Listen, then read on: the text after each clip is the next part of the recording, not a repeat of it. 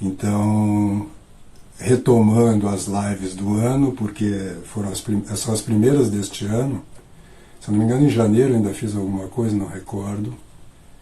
Mas estávamos parados nas lives. Inclusive, fica aqui o pedido para vocês de sugestões de temas para lives, porque agora eu pretendo manter uma live por semana com temas relacionados, seja a voz falada, seja a leitura em voz alta, seja a arte em geral, o trabalho do ator, enfim, os temas nos quais eu estou, os quais eu estudo e sobre os quais eu costumo falar. Boa noite, João, prazer tê-lo aqui, grande poeta, João Filho. Ainda estou dando mais uns 2 minutinhos aqui para as pessoas irem chegando. E eu dizia então que nós fizemos essas 3 lives esta semana, falando particularmente sobre os temas relacionados aos cursos que estão havendo online. E esses cursos... Boa noite, João. É um prazer tê-lo aqui. Esses cursos têm como tema fundamentalmente a voz falada e também um curso, o curso sobre o sentido das obras de arte, né, como é que elas podem ser de ajuda no nosso crescimento pessoal. E também o arte do ator, que eu acho que é o menos compreendido. Talvez eu tenha, nesse novo site a gente mude o título, porque imagino que as pessoas lendo, apesar de na apresentação estar explicado, lendo o título elas acreditem que é um curso mais técnico para atores ou para atores amadores. O curso também serve para esses, mas na verdade a intenção do curso é exatamente tratar de algumas questões que nós estudamos e aprofundamos, né, no trabalho do ator, mas que deveriam ser conhecidas por todo mundo. Como tratar com as emoções, a compreensão da ação humana, né, que são temas que se perderam, não se fala mais sobre isto, e muitas vezes, provindos aí de determinadas teorias contemporâneas, nega-se o próprio sentido desses assuntos, né, desses temas, a questão da ação humana, do objetivo, da natureza humana, né, da estrutura do homem. Né? Outro dia ainda alguém me perguntava sobre a distinção entre alma, corpo e espírito. São dimensões da nossa existência, da nossa ontologia, né, que estão muito perdidas e a gente confunde isso tudo na nossa cabeça. Então, nesse curso sobre o ator, eu procuro explicar melhor essas questões. Alguém me pergunta se os cursos continuarão no novo site. Eu não sei se você quer saber se esses mesmos cursos estarão disponíveis somente no novo site para os que já compraram os cursos. Não, durante um tempo eles vão ficar, para os que já se inscreveram, eles vão ficar disponíveis no meu site e depois, futuramente, a gente vai transferir todos os inscritos para esse novo site. Mas durante um bom tempo eles vão estar disponíveis, vão poder ser acessados por ambos os sites. Tá certo? Muito bem, então vamos começar com o nosso tema de hoje, porque nós temos só 45 minutos. Na primeira live eu não sabia disso, eu pensei que a gente tinha 1 hora. E foi cortado no finalzinho da live, faltavam uns 2 minutos, eu acho. Eu falei mais uns 2 minutos na esperança de que estivesse sendo gravado, mas não estava. Então, não podemos exceder esse tempo. Muito bem, a primeira coisa a gente salientar é que há uma distinção entre oratória e retórica. Muitas vezes se usa oratória no sentido mais amplo, incluindo retórica aí, e retórica em geral no sentido mais específico mesmo, que é a construção do discurso. Não é? Como é que, dependendo do objetivo do discurso, né, da situação do discurso, do sentido, do conteúdo do discurso, quais são as regras de construção desse discurso, e mesmo as regras relacionadas às expressões e etc. Ou seja, a retórica é propriamente a ciência da construção, da composição do discurso. E a oratória, no sentido próprio da palavra, refere-se à condição, vamos dizer, corporal, material do discurso, né? E, portanto, ela está muito, essencialmente ligada ao que eu venho ensinando no campo da fala, né? E, portanto, o curso Encontre Sua Própria Voz, somado ao Leitura em Voz Alta, na verdade, ele é uma introdução, ou ele pode servir como uma introdução à oratória, não é? Que te dá os elementos básicos para fazer um discurso em público, materiais.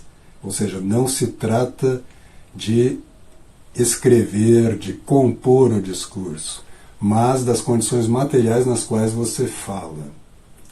Eu peguei aqui para mostrar para vocês e também para usar uma pequena parte, os livros do Mário Ferreira dos Santos sobre o assunto, que são 3 volumes, né? Nós temos a Técnica do Discurso Moderno, depois o Práticas de Oratória, que seria o terceiro, acho que da série, né, por ordem, e este que eu vou usar um trecho chamado Curso de Oratória e Retórica. Né? Então, para quem quer, aqui sim ele trata amplamente da retórica e um pouquinho da oratória.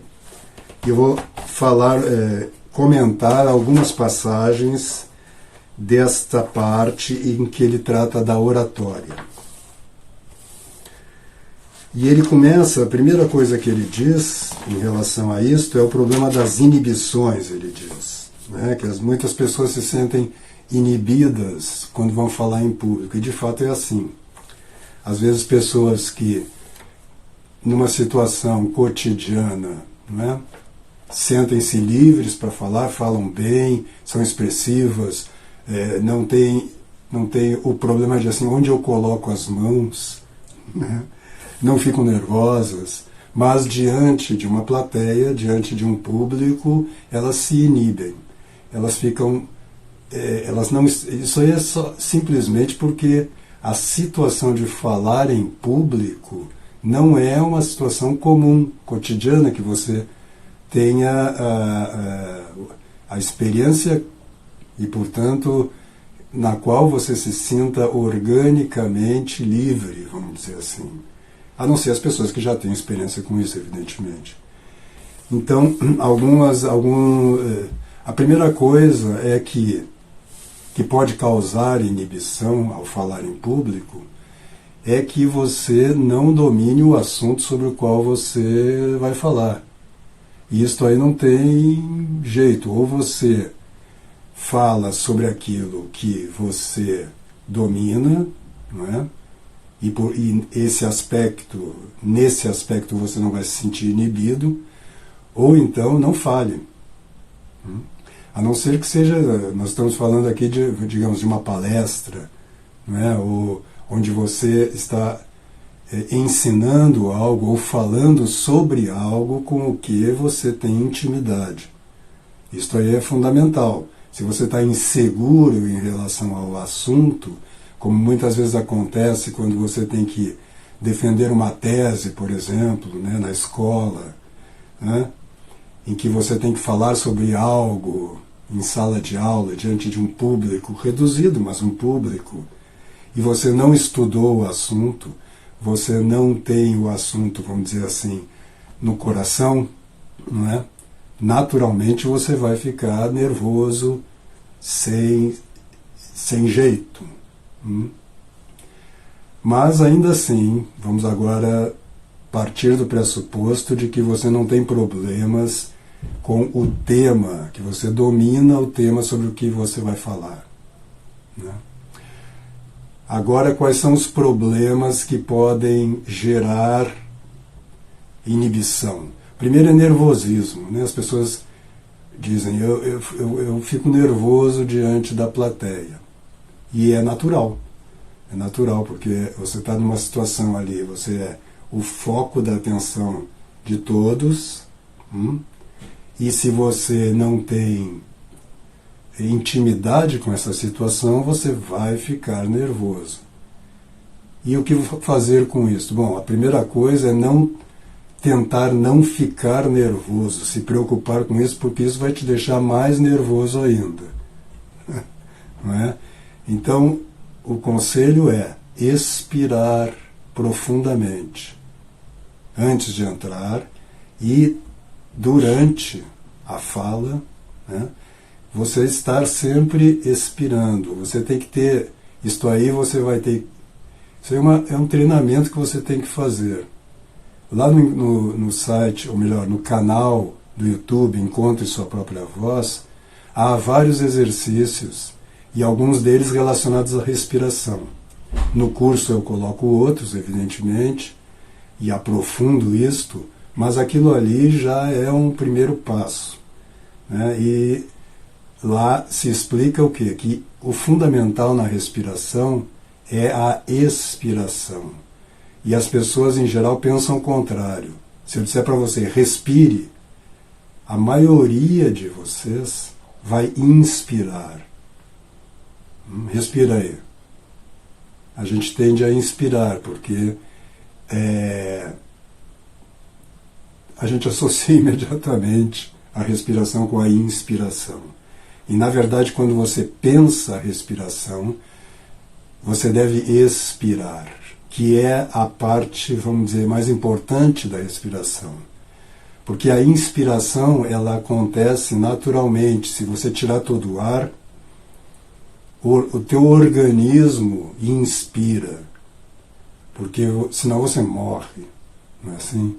Agora, se você inspira primeiro e depois você não expira tudo naturalmente, você expira o suficiente para inspirar de novo.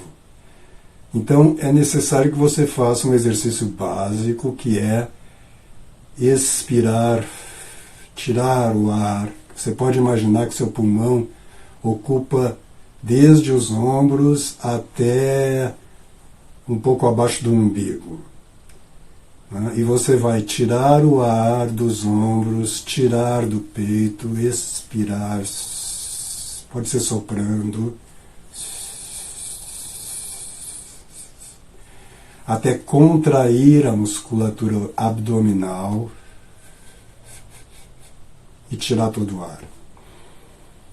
Aí a inspiração acontece naturalmente aqui, um pouco abaixo, 3 dedos abaixo do umbigo, né, no que os chineses chamam de tangchen, né, nesse centro abaixo do umbigo aqui. É aqui que começa a respiração. E aqui nós entramos em outro hábito mal adquirido, né, um outro mau hábito adquirido, que é pensar a inspiração com o peito.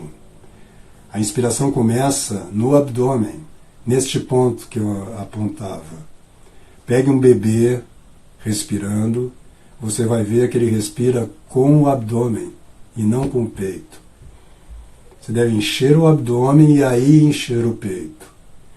É óbvio que você não pode estar se preocupando com a sua respiração no momento de falar em público. Né? Isso vai atrapalhar tudo.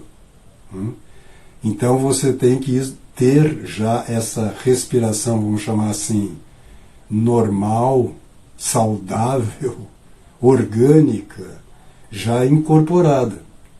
Então você deve fazer esse exercício pouquíssimas vezes, como todos os exercícios que eu aconselho, porque trata-se de você mudar hábitos, de você aos poucos incorporar um padrão. Então exercite-se todo dia um pouquinho, expirando profundamente. E claro, agora voltando à situação, bom, agora eu vou entrar no palco para falar. Bom, aí sim, eu estou nervoso, expira, tira o ar. Continua nervoso, expira novamente. O nervosismo sai um pouco com a expiração. Não é? Agora, você tem que ter esse domínio da respiração que não pode ser adquirido na hora de entrar em cena, no palco. Né? Então, você quer falar em público e fica nervoso, né? Tenha o hábito de fazer esse exercício de respiração. Há exercícios de respiração simples em técnicas, por exemplo, na yoga, te dão exercícios alguns bem simples, só esse simples, não estou dizendo para você fazer yoga, não.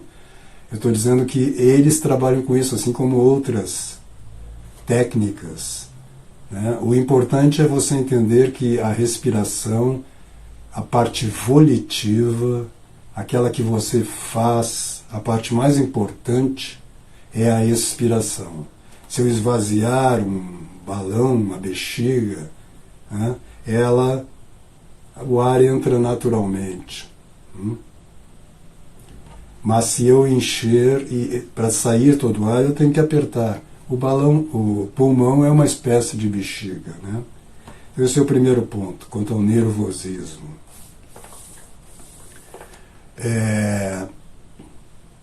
O segundo ponto é a condição corporal, que eu já tratei nessas lives dessa semana, física, muscular. Em geral, também, as pessoas não têm uma tonicidade muscular adequada. Elas, em geral, estão um pouco abaixo, né, porque na nossa vida cotidiana nós não precisamos estar aqui, por exemplo, como eu estou agora, em termos de nível de energia falando com vocês. Basta eu estar um pouco solto, e isto na vida cotidiana não há problema. Mas se eu entrar em cena, em palco, né, solto, eu vou levantar um pouquinho para mostrar isso. Eu tenho que recuar um pouco para ficar. Eu vou falar um pouco mais alto. Se eu entrar em palco assim, solto, a primeira coisa que acontece é que você percebe que eu não estou suficientemente engajado no que vou dizer. Se eu começar a falar assim, boa noite, senhoras e senhores, estamos aqui para... Você diz, esse cara não está muito interessado no que ele está falando. Se eu disser, boa noite, senhoras e senhores, estamos aqui para falar... Você diz, bom, ele está interessado. Isto depende só de uma qualidade muscular, que também você não adquire de um dia para outro. Geralmente, aqui entra um segundo ponto sobre o qual eu venho insistindo, que é, nós ao longo da nossa vida, vamos adquirindo tensões que se tornam como que cristalizadas. Essas tensões bloqueiam o fluxo da energia no corpo. Geralmente ombros, lombar, mas também às vezes no braço. As pessoas tensionam quando você está nervoso, irritado com alguma coisa, você tende a tensionar. Essas tensões, algumas delas vão se localizando em zonas do seu corpo e bloqueiam o fluxo de energia, né? Então, aí é preciso alguns exercícios que também, na verdade, basta um exercício bom de relaxamento para que ao longo dos meses você vá desfazendo essas tensões e reencontrando a organicidade física do seu corpo. Isso é fundamental, né? Porque quando você fala em público, se há tensões, isto como que cria um ruído, mais do que um ruído, cria um impedimento de comunicação, né? E impede também que o seu corpo esteja livre e respondendo organicamente ao que você está dizendo. Os gestos, que é um problema fundamental, né, na oratória, e que em geral as pessoas pensam como uma espécie de regras, como uma espécie de vocabulário para você usar. O próprio Mário fala sobre alguns gestos, como por exemplo de repelir, né? Os gestos, eles surgem naturalmente, organicamente, se você estiver com o corpo vivo e livre de tensões. Mas isso é de fato um grande problema. Então, nessa live, falando rapidamente sobre isso, o que eu posso dizer é que você deve cultivar durante algum tempo, 2, 3 vezes por semana, fazer um exercício de relaxamento simples, deitado no chão, de tal maneira que você vai diluindo essas tensões e adquirindo uma organicidade física melhor. E voltando ao início desse ponto, quando você fala, você tem que estar envolvido fisicamente com o que você fala. As pessoas percebem isso, que você, por exemplo, eu posso não estar muito interessado num assunto. Por exemplo, falar sobre, digamos, as minhocas. As minhocas não me interessam absolutamente. Eu nunca estudei o assunto, né? Então, a tendência é que o seu comportamento já nos diga qual é a sua relação, o seu engajamento com aquele assunto. Mas se eu disser, as minhocas, quando elas estão penetrando na terra, né, e andam com aquele corpo em zigue-zague, né, como pequenas cobras, né, parece que eu estou interessado. Não só parece, eu me coloco num estado de ânimo, vamos dizer assim, que gera o interesse. E isto depende da qualidade física em que eu estou, em que eu me coloco. Porque mesmo um assunto que me interesse, por exemplo, o trabalho do ator, que eu estudo há anos e me fascina, se eu começar a falar sobre ele assim, né, se eu baixar o nível de tonicidade e começar a dizer que Stanislavski, por exemplo, trabalha com a memória afetiva, e as pessoas em geral não compreendem muito o que é a memória afetiva, porque elas interpretam mal, elas acham que é uma vivência. Você nota que eu não estou interessado no que eu estou dizendo. Então, o interesse pelo assunto, né, se traduz fisicamente. É claro que se eu estou interessado, meu corpo vai para ali. Né? Se eu começo a falar sobre algo que me encanta, né, e que, pelo que eu sou apaixonado, você percebe essa relação com o assunto no meu corpo. O que eu estou dizendo é que você pode fazer o caminho inverso. é um assunto que não me interessa muito, mas se eu colocar o meu corpo em relação às minhocas, por exemplo, numa situação assim, eu gero interesse. E você se interessa, porque quando você percebe no que eu estou dizendo esse interesse, você como que mimeticamente, ou dito de outra forma, você é como que invadido por essa paixão, por esse interesse. Um terceiro ponto é o medo de falar. Né? Quando você está com medo, o que acontece? Geralmente, e aqui eu estou ligando, né, os dois pontos anteriores, não bem a inibição, o nervosismo, mas agora o medo, né? Quando você fica com medo de alguma coisa, por um instinto que tem uma raiz animal, né, você inspira e para de respirar. Pense nisso, tente lembrar em momentos que você se assusta e fica com medo. A tendência é você inspirar e bloquear os movimentos. Que é exatamente o que faz a presa quando percebe um predador. Ela não pode se mover, porque qualquer barulho vai revelar a sua presença.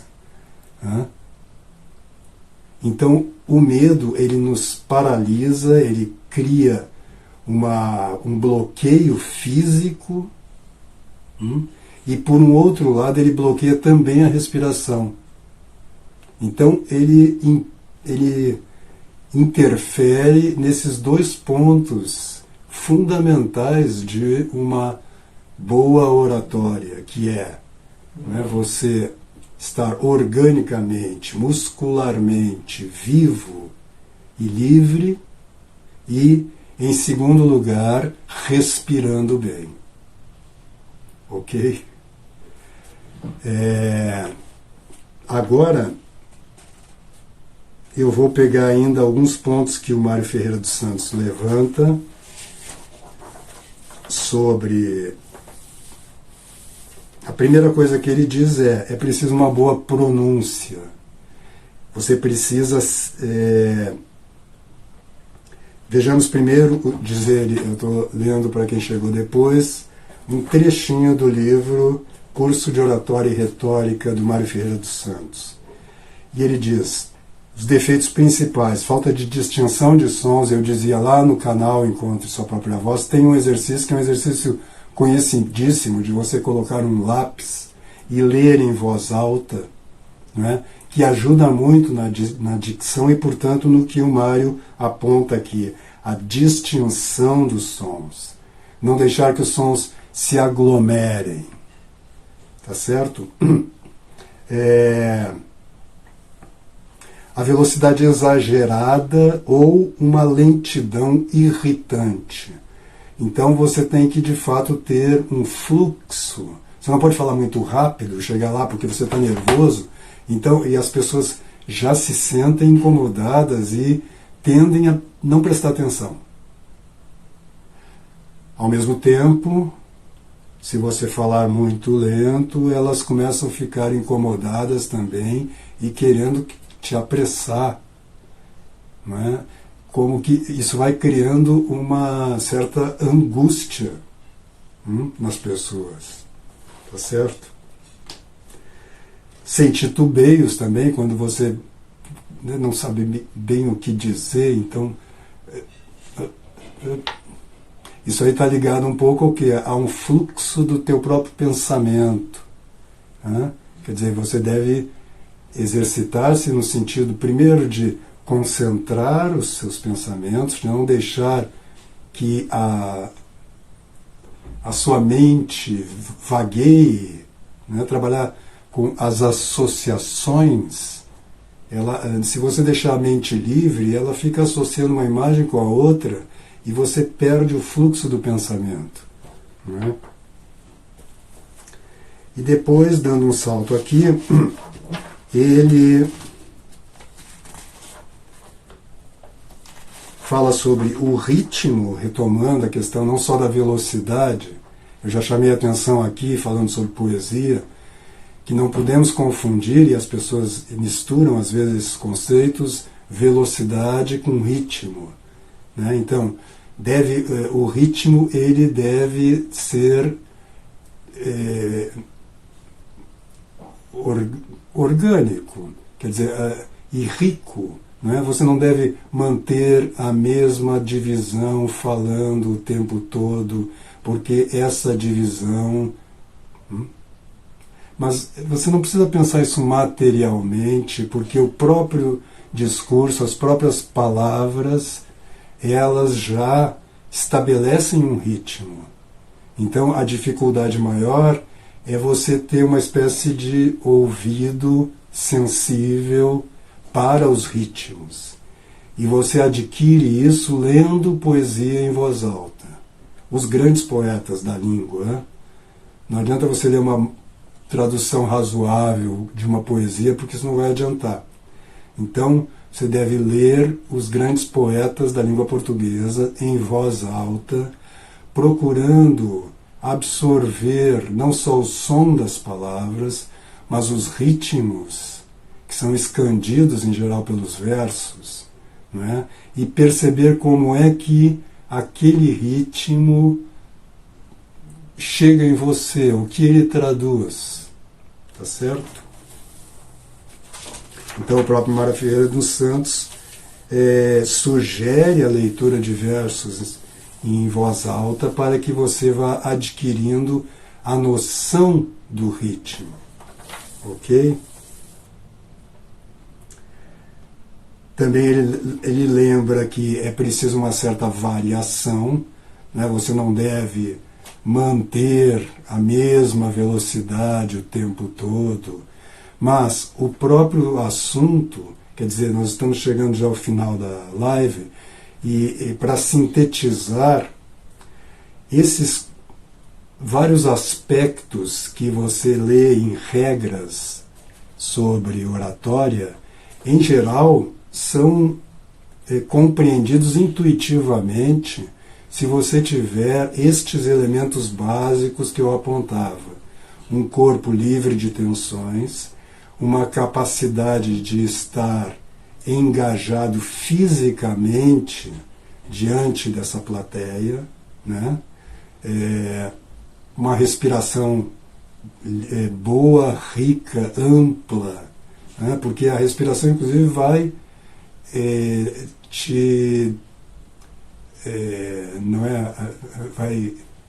não é lubrificar, a palavra lubrificar é com óleo, está me faltando a palavra. Ela vai arejar o seu cérebro, vai purificar, né, os neurônios, né, de tal maneira que você vai ter mais... sua imaginação vai trabalhar melhor, seu pensamento vai trabalhar melhor, né. É fundamental também, às vezes as pessoas dizem, você deve ter sempre um leve sorriso nos lábios. Ok, mas de novo é uma indicação um pouco exterior. Se você está diante das pessoas, é uma alegria estar aqui, né? Quer dizer, se você vai dar uma palestra e você está incomodado, bom, você está na situação errada. Você está num estado de ânimo inadequado. Não importa por que você está incomodado. Talvez até você queira dar a palestra, mas alguma coisa te aconteceu que te incomodou. Bom, de novo você tem que colocar seu corpo. Não adianta você pensar coisas, pensar numa coisa alegre, que é o assunto que eu trato lá, um dos assuntos, né, sobre a arte do ator. Mas colocar sua musculatura na condição que ela fica quando você está alegre, bem disposto, pronto para começar alguma coisa que lhe agrada. Então, senhoras e senhores, é um prazer estar aqui. Seus gestos vêm naturalmente.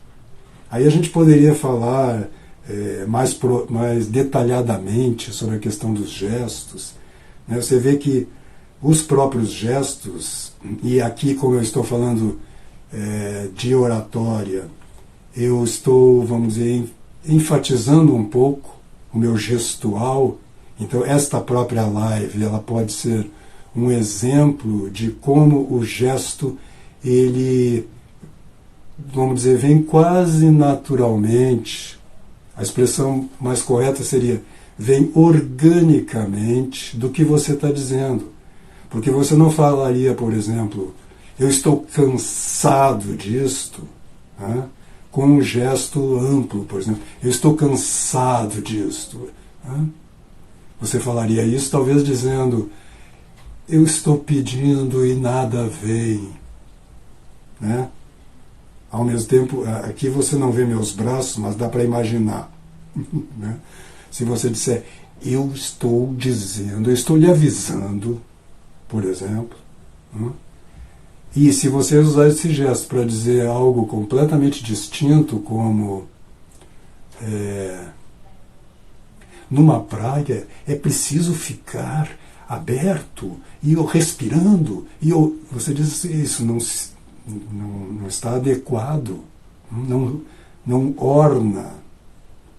Então, se você tiver uma musculatura organicamente livre e consciência corporal, os gestos surgem naturalmente e vão se enriquecer na medida em que você exercitar isto. Então, é claro, se você é um orador, se você é um advogado, ou um palestrante, ou um professor, o exercício disto, levando em conta essas dicas que eu coloquei aqui, né, e fazendo esses preliminares, vamos dizer assim, né, que é conseguir um relaxamento muscular adequado, né, saber colocar, engajado, isso significa, já é meio caminho andado. O outro é o domínio da respiração. Então, espero que essas dicas tenham sido de proveito para vocês. Aproveitem a venda dos cursos que termina na terça-feira à meia-noite, sem um tempo determinado ainda para o retorno. Nós voltaremos com eles nesse novo site, mas vai demorar um pouco. Então, muito obrigado pela presença de todos e até a próxima live. Não deixem de... Infelizmente, hoje não consegui assistir, mas agradeço as lives.